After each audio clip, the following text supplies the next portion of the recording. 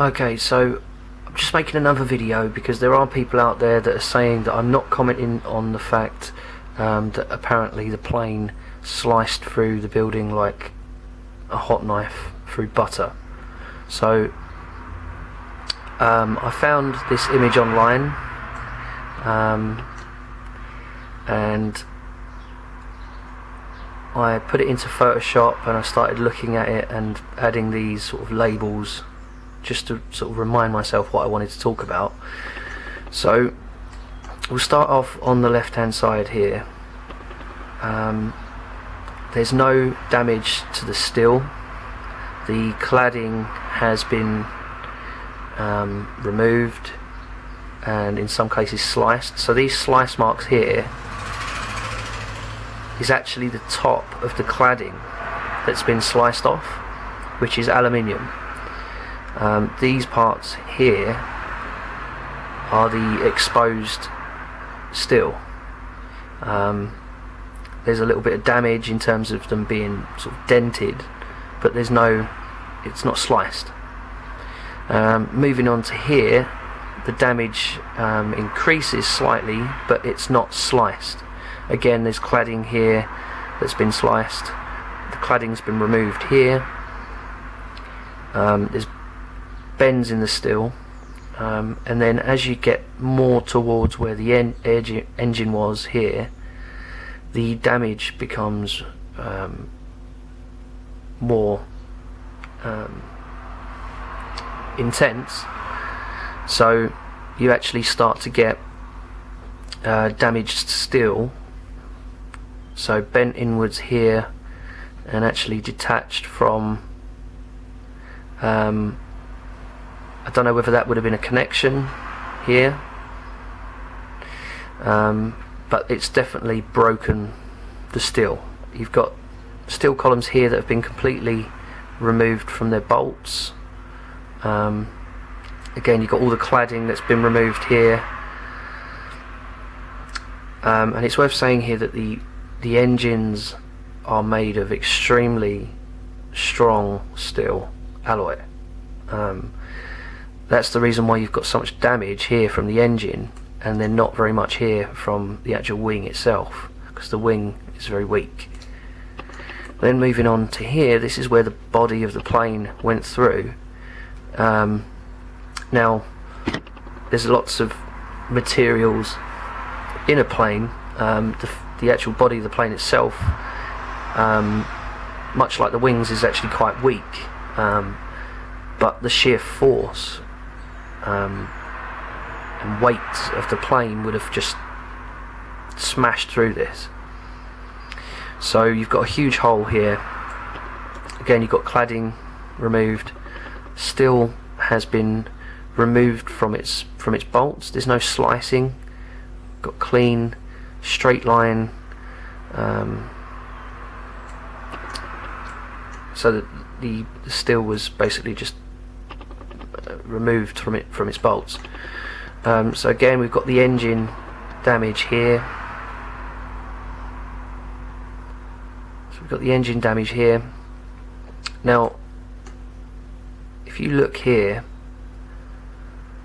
you can see steel. This part here is cladding, but you can see steel here, and you can edit the photos and bring that out. But I'm not sure whether it's, you know, detached or not from its bolts. I can't really tell because too much smoke. Here again on the right hand side, you've got damage to the cladding. So you've got sort of a slice through the cladding, but there's no damage to the steel. Here we've got bent steel, and you can see the force is sort of almost removed it from its, well, actually that's probably just the cladding. So again, that's the cladding there, but there's no actual damage in terms of going through the steel.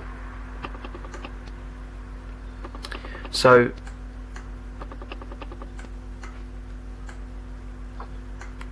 the point of doing this video is because people watch the videos of the plane going into the tower, and they assume that it's just cutting through like a hot knife through butter. But that's not what's happening, and the videos are not reliable evidence, because they only film so many frames per second, and when people slow down these videos, there are huge gaps in time that you're not seeing. So, for example, any slow motion video that's done with software, that's guesswork. The software is creating, it's filling in the blanks where there wasn't any frames. So when the plane actually impacts, if you was to watch the actual frame rate slowed down, it'd be very, very skippy. So there's information that's lost there, and when you create a slow motion video using software, it basically fills in them blanks with guesswork using the previous and the previous images and images after that. So what you're seeing is not a true representation of what happened. So that's why it looks as though the the plane is just sort of going, into the building without any problems, because 1 minute it's outside the building, the next frame it's inside the building, and then there's guesswork in the middle that's been created by software. Or the frame rate is just so low that that information is lost anyway. This happened so quickly. It was travelling, I think, 570 miles an hour. So